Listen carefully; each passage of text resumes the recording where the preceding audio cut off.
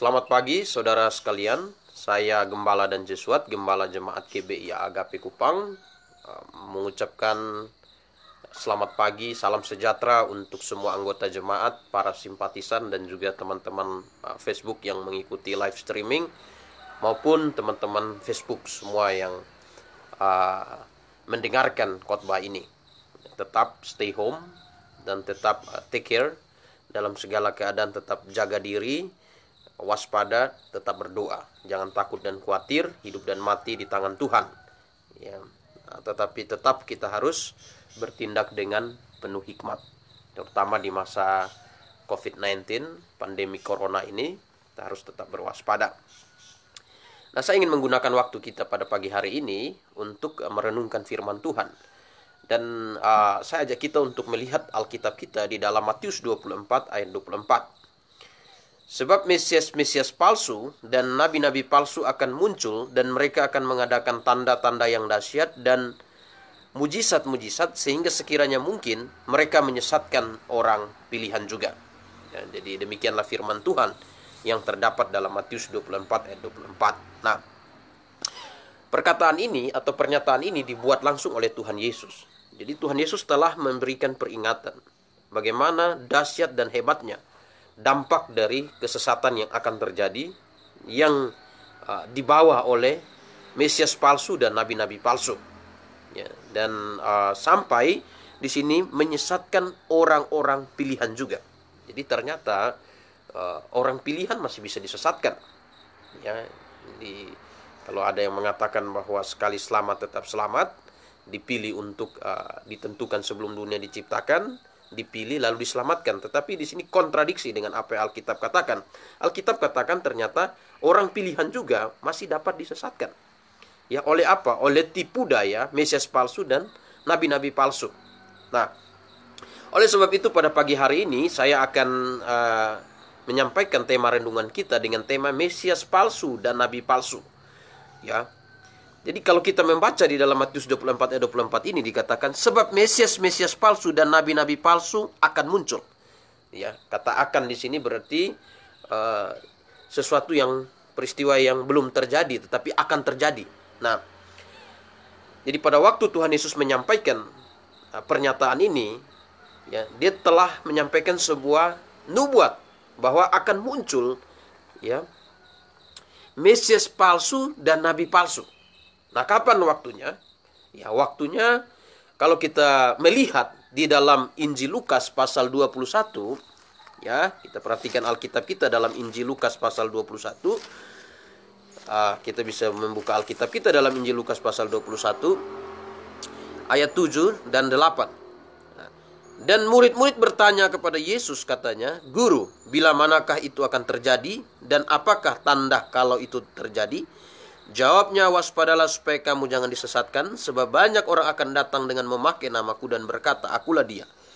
Dan saatnya sudah dekat, jangan kamu mengikuti mereka." Jadi nubuat ini disampaikan Matius 24 ayat 24 mengenai peristiwa menjelang akhir zaman. Ya. Nah, salah satu bukti bahwa kita hari ini adalah orang-orang yang hidup di akhir zaman. Buktinya apa? Alkitab telah menubuatkan bahwa menjelang kedatangan Kristus kembali, ya, mengangkat orang percaya, didahului dengan rencana pembangunan Bait Allah, dan Israel akan berdiri kembali. Nah, kita bisa lihat di tahun 1948 David Ben Gurion mengumumkan berdiri kembali negara Israel. Pada waktu itu ibu kotanya adalah Tel Aviv. Tapi di tahun 2019 banyak negara sudah mengakui Yerusalem sebagai ibu kota dari Israel. Nah, ini membuktikan bahwa nubuat Alkitab mulai digenapi, ya. Bahkan kalau kita baca di dalam Wahyu 11 ayat 1 dan 2 bahwa pelataran Bait Allah akan dibangun dan pelataran luar akan diberikan kepada bangsa lain. Nah, kalau hari ini kita lihat pelataran luar itu bangunan Masjid Al-Aqsa. Nah, semua yang Alkitab katakan sudah digenapi. Nah, artinya nubuat mengenai tampilnya Mesias palsu dan nabi-nabi palsu itu ada pada zaman kita sekarang. Ya, jadi ada pada zaman kita sekarang. Nah, yang pertama yang ingin saya sampaikan, ya, Hal pertama, poin pertama yaitu kita akan melihat ciri Mesias palsu dan nabi palsu. Ya, tentu kita ketika berbicara tentang Mesias dan nabi palsu, kita harus betul-betul mengetahui cirinya. Ya, ciri Mesias palsu dan nabi palsu. Ya, ini yang pertama yang mau saya sampaikan. Nah, ciri pertama dari Mesias palsu dan nabi palsu ialah ciri pertama mereka ialah mengkultuskan diri. Ya, mengkultuskan diri. Kalau kita lihat di dalam Matius 24 ayat yang kelima, kita perhatikan Alkitab kita dalam Matius 24 ayat yang kelima. Di situ dikatakan, sebab banyak orang akan datang dengan memakai namaku dan berkata akulah Mesias, dan mereka akan menyesatkan banyak orang. Ya, kata akulah Mesias. Mesias, ya, dalam bahasa Yunaninya Kristus, dalam bahasa Indonesianya yang diurapi. Ya, jadi pernyataan Tuhan Yesus berkata di sini bahwa sebab banyak orang akan datang dengan memakai namaku dan berkata akulah yang diurapi, dan mereka menyesatkan banyak orang. Jadi ini jelas, menjelang akhir zaman muncul nabi palsu dan Mesias palsu. Mesias palsu dan nabi palsu yang muncul, mereka akan mengkultuskan diri mereka, dan mereka akan menganggap diri mereka sebagai yang diurapi Tuhan.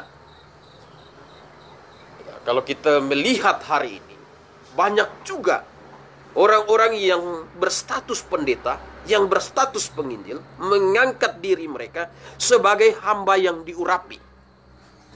Bahkan ada satu konsep pengajaran yang keliru, konsep pengajaran yang salah hari ini, menganggap bahwa pola kerja Roh Kudus hari ini ialah datang dan pergi. Padahal kita tahu bahwa Tuhan telah berjanji, ya, Tuhan Yesus telah berjanji Roh Kudus itu akan tinggal permanen di dalam hati setiap orang yang percaya.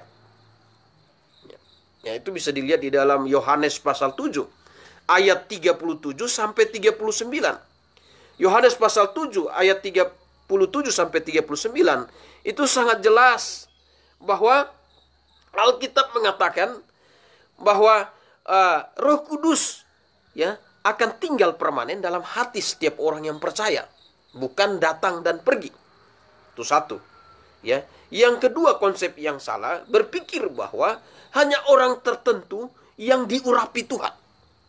Makanya kita sering mendengar ada doa yang dikatakan hamba yang diurapi, kiranya Tuhan engkau mengurapi hambamu.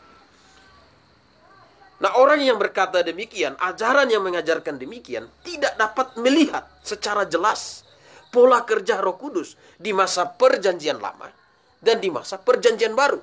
Seperti yang dikatakan dalam kitab Yeremia. Ya, dia akan tinggal dalam hati kita. Immanuel, Allah bersama dengan kita. Siapakah itu? Yesus Kristus. Dan sesudah Yesus pergi, dia bilang, aku akan pergi dan dia datang. Siapakah itu? Roh Kudus, Allah Tritunggal. Nah, pola kerjanya. Nah, Mesias palsu dan nabi palsu mengkultuskan diri dengan konsep, ya, dengan konsep doktrin yang keliru. Menganggap bahwa pola kerja Roh Kudus hari ini, Roh Kudus hanya mengurapi mereka. Roh Kudus hanya mengurapi orang-orang tertentu. Tetapi Alkitab berkata bahwa orang yang menerima pengurapan Tuhan bukan orang tertentu hari ini, tetapi orang yang menerima pengurapan Tuhan adalah orang yang telah bertobat, percaya kepada Yesus sebagai Tuhan dan Juru Selamat. Ya, kalau kita perhatikan Alkitab kita, kita lihat Alkitab kita di dalam surat Efesus 1 ayat 13. Ya, saya akan bacakan dua ayat mengenai hal ini nih, ya. Efesus 1 ayat 13 dikatakan, di dalam Dia kamu juga, karena kamu telah mendengar firman kebenaran, yaitu Injil keselamatanmu, di dalam Dia kamu juga, ketika kamu percaya, dimeteraikan dengan Roh Kudus yang dijanjikan. Jadi ketika kamu percaya, dimeteraikan dengan Roh Kudus yang dijanjikan. Jadi pada waktu orang percaya, dimeteraikan dengan Roh Kudus yang dijanjikan. Ya, bukan hanya Roh Kudus itu memeteraikan diri orang percaya, tetapi kalau kita perhatikan lagi di dalam 2 Korintus pasal 1 ayat 21 dan 22, di situ dikatakan, sebab Dia yang telah meneguhkan kami bersama dengan kamu, ya, di dalam Kristus adalah Allah yang telah mengurapi. Nah, lihat ini ya, Allah yang telah mengurapi. Ya, Allah yang telah mengurapi. Nah, ya, garis bawahi, yaitu yang telah mengurapi, memeteraikan tanda miliknya atas kita, dan yang memberikan Roh Kudus di dalam hati kita sebagai jaminan dari semua yang telah disediakan untuk kita. Jadi perhatikan, ya, Alkitab katakan hari ini yang menerima pengurapan Tuhan adalah orang yang sudah percaya kepada Yesus, yang sudah lahir baru. Jadi Roh Kudus itu tinggal permanen. Kata telah berarti sudah. Tidak perlu lagi berharap kiranya Tuhan engkau urapi hambamu. Ini kalimat yang keliru. Kalimat yang keliru datang dari iman yang keliru. Iman yang keliru datang dari pendengaran firman yang keliru. Nah, jadi kita perhatikan di sini, ya. Ciri dari Mesias palsu dan nabi palsu. Yang pertama, mengkultus diri. Ya, seolah-olah Tuhan hanya bicara dengan dia. Seolah-olah Tuhan hanya memakai diri dia. Seolah-olah kalau dia yang berdoa, orang sakit sembuh. Padahal Alkitab telah menjamin kepada kita bahwa doa orang benar bila dengan yakin didoakan, besar kuasanya. Nah, iya. Jadi ciri Mesias palsu dan nabi palsu yang pertama, mengkultus diri. Ya. Jadi seolah-olah mereka sangat istimewa, hamba yang istimewa. Nah, itu ciri pertama, ya. Yang kedua, Alkitab katakan mereka berasal dari kekristenan. Nah, ciri kedua, mereka bukan non-Kristen, tetapi mereka berasal dari kekristenan. Nah, kita bisa lihat itu di dalam surat 1 Yohanes pasal 2. Kita lihat Alkitab kita dalam surat 1 Yohanes pasal 2. 1 Yohanes pasal 2 ayat 18 dan 19. Anak-anakku, waktu ini adalah waktu yang terakhir. Dan seperti yang telah kamu dengar, seorang antikristus akan datang. Sekarang telah bangkit banyak antikristus. Itulah tandanya bahwa waktu ini benar-benar adalah waktu yang terakhir. Memang mereka berasal dari antara kita, tetapi mereka tidak sungguh-sungguh termasuk pada kita. Sebab jika mereka sungguh-sungguh termasuk pada kita, niscaya mereka tetap bersama dengan kita. Tetapi, ya, tetapi dikatakan di sini, tetapi itu terjadi supaya menjadi nyata bahwa tidak semua mereka sungguh-sungguh termasuk, ya, pada kita. Jadi Alkitab sudah katakan bahwa ciri yang berikut Mesias dan nabi palsu itu ada dalam kekristenan. Mereka adalah orang Kristen. Ya, ciri pertama mereka orang Kristen yang mengkultus diri. Ya, tentu ini bukan berbicara tentang Kristen karbitan. Ini tentu mereka kultus diri yang diurapi. Ini hamba-hamba Tuhan yang kaliber mereka. Mereka tampil sebagai hamba Tuhan yang kaliber. Ya, mereka orang Kristen, tetapi mereka tidak sungguh-sungguh termasuk pada kita. Mereka memang berasal dari antara kita, tapi mereka tidak sungguh-sungguh termasuk pada kita. Di mana letak ketidaksungguh-sungguhan mereka? Letak ketidaksungguh-sungguhan mereka akan terlihat dari ajaran yang akan mereka ajarkan. Dari ajaran yang akan mereka ajarkan. Ya. Nah, ajaran yang mereka ajarkan pasti kontra dengan kebenaran firman Tuhan. Bila diteliti dengan baik, diteliti dengan benar. Ya. Orang Kristen seringkali menggunakan perasaan, pikiran pribadi sebagai ukuran kebenaran, bukan firman Tuhan. Orang Kristen yang tipe seperti inilah yang gampang diperdaya oleh Mesias palsu dan nabi-nabi palsu. Ini gampang diperdaya. Karena mereka ukuran kebenaran mereka, saya rasa, saya pikir. Padahal mereka manusia dalam keterbatasan. Perasaan mereka pun sering menipu mereka. Jadi pikiran dan perasaan manusia seringkali menyesatkan manusia. Sehingga manusia membutuhkan firman Tuhan sebagai penuntun. Firman-Mu pelita bagi kakiku dan terang bagi jalanku. Nah, itu Alkitab sudah ingatkan. Ya, tetapi nabi palsu dan Mesias palsu akan menggunakan, ya, perasaan manusia, pikiran manusia untuk menyesatkan manusia, membelokkan manusia dari kebenaran firman Tuhan, mengukur kebenaran dari firman Tuhan kepada perasaan dan pikiran mereka. Nah, ya. Kalau saya lihat video yang ditampilkan, ya, ada penginjil perempuan namanya Ing Cipto.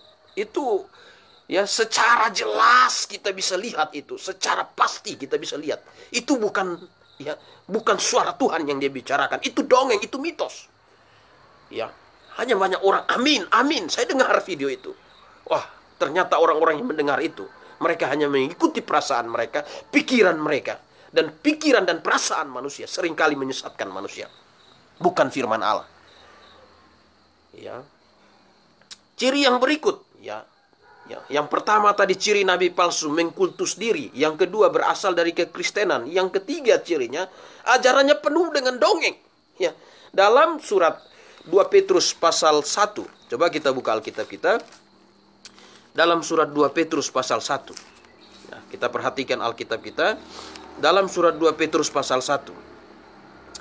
Ya, kita lihat ayat 1 sampai 3. Sebagaimana nabi palsu, nabi-nabi palsu dahulu tampil di tengah-tengah umat Allah, demikian pula di antara kamu akan ada guru-guru palsu. Mereka akan memasukkan pengajaran-pengajaran sesat yang membinasakan. Bahkan mereka akan menyangkal penguasa yang telah menebus mereka. Dengan jalan demikian segera mendatangkan kebinasaan atas diri mereka. Banyak orang mengikuti cara hidup mereka yang dikuasai hawa nafsu. Dan karena mereka jalan kebenaran akan dihujat. Dan karena serakahnya guru-guru palsu itu akan berusaha mencari untung dari kamu dengan cerita-cerita isapan jempol mereka. Tetapi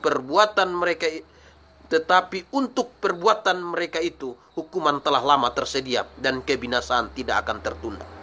Alkitab sangat jelas katakan, dongeng. Pergi ke kutub beli beli mie di sana harga 150, berjalan di tengah-tengah salju. Itu dongeng, omong kosong. Ya, Incito telah berbohong. Nah, saya bisa katakan begitu. Lalu katakan bahwa Tuhan bernubuat bahwa virus corona akan berakhir di bulan Maret. Ini sudah terbukti itu nabi palsu. Tidak perlu percaya dia lagi.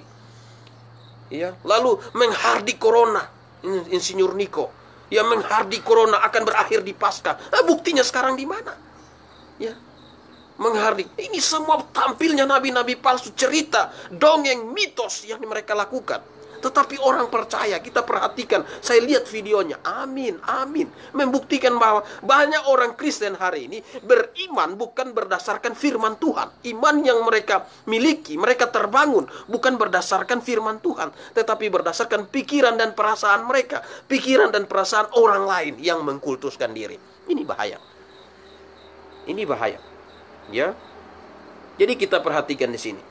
Ciri Mesias dan nabi palsu. Tadi yang pertama kultus diri, yang kedua berasal dari kekristenan, yang ketiga yang tadi sudah kita bahas, ajarannya palsu penuh dengan dongeng yang tidak berdasarkan pada firman Tuhan.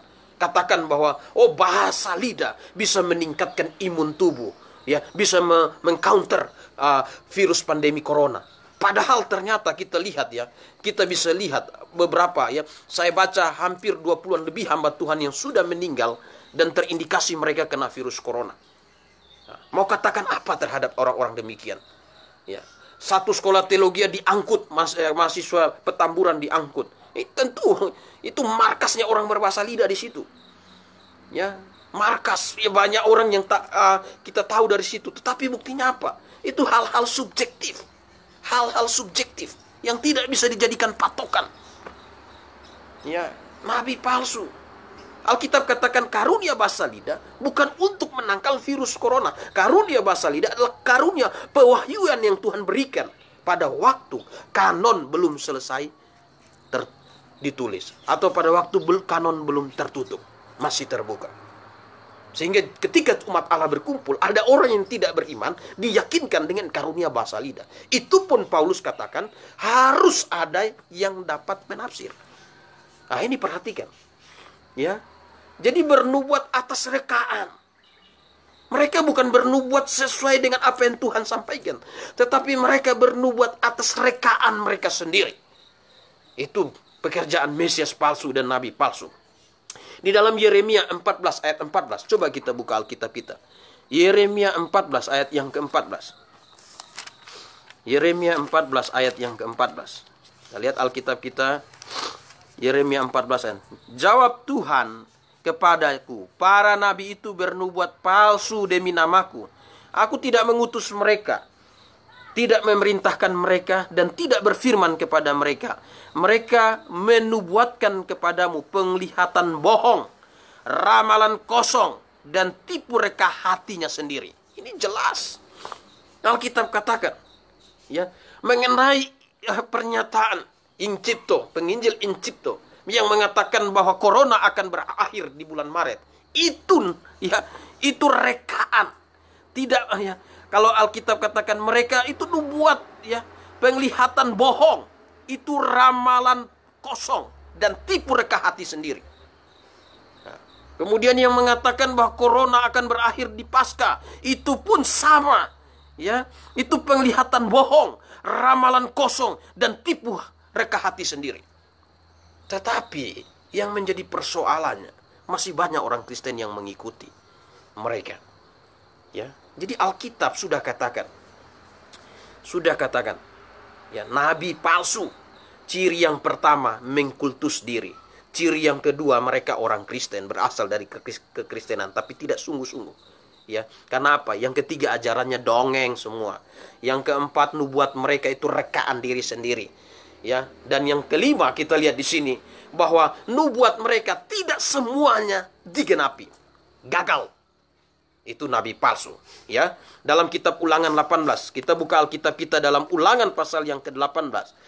Ulangan 18. Kita perhatikan Alkitab kita. Dalam Ulangan 18 ayat 20 dan 22.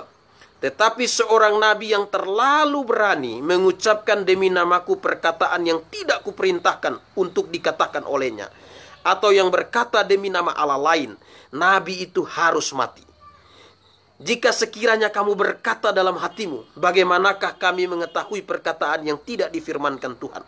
Apabila seorang nabi berkata demi nama Tuhan, dan perkataannya itu tidak terjadi dan tidak disampaikan, maka itulah perkataan yang tidak difirmankan Tuhan. Dengan terlalu berani nabi itu telah mengatakannya, maka jangan gentar kepadanya. Nabi palsu. Ya, kalau Tuhan yang bernubuat, tidak mungkin satu pun gagal. Kalau Tuhan, kalau yang palsu, mungkin dia bisa buat 5 tepat, 1 gagal, itu tetap palsu. Yang punya Tuhan, 1 pun tidak akan gagal. Itu yang punya Tuhan. Nah, saudara yang saya kasih dalam Tuhan, Mesias dan Nabi palsu, ya, kita telah lihat. Ya, yang pertama tadi, ciri Mesias Nabi palsu. Ini baru poin pertama. Ya, cirinya yang pertama, kultus diri, menganggap mereka sebagai hamba yang diurapi. Padahal hari ini semua orang percaya telah menerima pengurapan Allah. Yang kedua, berasal dari kekristenan. Mereka bukan orang lain, orang Kristen yang kaliber. Ya, yang kaliber. Dan yang ketiga, ajarannya palsu, dongeng, tidak sesuai Alkitab. Ya, tidak sesuai Alkitab. Pergi ke kutub lah. Ya, anggap corona itu coro lah. Lalu bahasa roh bisa meningkatkan imun tubuh. Itu semua dongeng. Ya, nubuat rekaan. Nah, kita bisa lihat itu rekaan diri sendiri. Ya, Yeremia 14 ayat 14. Rekaan diri sendiri. Kita bisa lihat katakan bahwa corona akan berakhir di Maret, akhir Maret, corona akan berakhir pada waktu Paskah. Semua itu rekaan sendiri. Itu nabi palsu. Nubuatnya gagal. Ya, jelas gagal. Itu ciri-cirinya. Jadi, saudaraku yang saya kasih dalam Tuhan Yesus Kristus, Mesias dan nabi palsu, Matius 24 ayat 24 telah mengatakan kepada kita, menjelang kedatangan Tuhan akan muncul banyak Mesias dan nabi palsu. Ya. Nah, poin yang kedua. Ya, poin yang kedua, menampilkan kekuatan dengan tanda dan mujizat. Ya, coba kita lihat Alkitab kita. Jadi nabi palsu untuk meyakinkan umat Tuhan, orang pilihan, untuk menyesatkan orang pilihan, mereka gunakan tanda dan mujizat. Ya. Ya, oke. Matius 24 ayat 24. Coba kita perhatikan lagi bagian tadi. Mesias-mesias palsu dan nabi-nabi palsu akan muncul. Tadi sudah lihat ciri mereka. Mereka akan mengadakan tanda-tanda yang dahsyat dan mujizat-mujizat. Ya, hal yang kedua, mereka akan menampilkan kekuatan mereka dengan tanda dan mujizat. Mereka akan menampilkan tanda dan mujizat sebagai dalil bahwa Tuhan memakai mereka. Ya. Yang pertama kita lihat bahwa sebenarnya Tuhan, mereka tidak melakukan kehendak Tuhan. Banyak orang Kristen terkecoh dengan tanda dan mujizat. Kalau dia bisa buat tanda dan mujizat, dia mengatakan mimpi terjadi. Ya, lalu dia bernubuat terjadi. Dia membuat tanda orang sakit sembuh. Berarti kalau dia pakai nama Yesus, berarti dia betul dari Yesus. Mindset berpikir yang seperti ini mindset pola pikir yang keliru. Pola pikir yang salah. Ya, pola pikir yang salah. Karena Alkitab telah berkata bahwa sebab Mesias palsu dan nabi-nabi palsu akan muncul. Mereka akan mengadakan tanda-tanda yang dahsyat dan mujizat-mujizat. Tanda dan mujizat yang mereka lakukan, mereka pakai nama Yesus. Tetapi pekerjaan yang mereka lakukan sebenarnya bukan melakukan kehendak Yesus. Sehingga mereka pada akhir zaman, mereka pun akan dienyahkan Tuhan Yesus. Matius 7, coba kita lihat dalam Matius pasal 7. Ya, mereka tidak melakukan kehendak Tuhan. Matius 7. Ya, ayat 21 sampai 23. Ya, Matius 7 ayat 21 sampai 23 dikatakan, bukan setiap orang yang berseru kepadaku, ya, Tuhan, Tuhan akan masuk ke dalam kerajaan sorga, melainkan dia yang melakukan kehendak Bapakku yang di sorga. Ya, pada hari terakhir banyak orang akan berseru kepadaku, Tuhan, Tuhan, bukankah kami bernubuat demi namamu dan mengusir setan demi namamu dan mengadakan banyak mujizat demi namamu juga. Pada waktu itulah aku akan berterus terang kepada mereka dan berkata, aku tidak pernah mengenal kamu, enyahlah kamu sekalian pembuat kejahatan. Saudara yang saya kasih dalam Tuhan, ya, sebenarnya kita masih bisa tampilkan poin kedua dan ketiga. Namun ternyata kita punya masalah teknis, ya, HP yang saya gunakan baterainya lagi low. Jadi nanti kita akan kupas pembahasan selanjutnya poin 2 dan 3 pada besok pagi. Ya, sampai ketemu besok pagi. Ya, kita akan tampil setiap jam 7 pagi besok pagi. Besok pagi tampil bukan setiap hari, tapi besok pagi saya akan tampil jam 7 pagi. Jadi nanti besok pagi jam 7 pagi kita semua siap-siap, ya, pasang HP, bahkan kita bisa share ke teman-teman kalau menganggap siaran ini berguna. Ya, kalau menganggap siaran ini penting, ya, karena semua yang diajarkan semua dibangun berdasarkan firman Allah. Ya, jadi saya, Gembala dan Ciswat, mengucapkan salam sejahtera, Maranatha.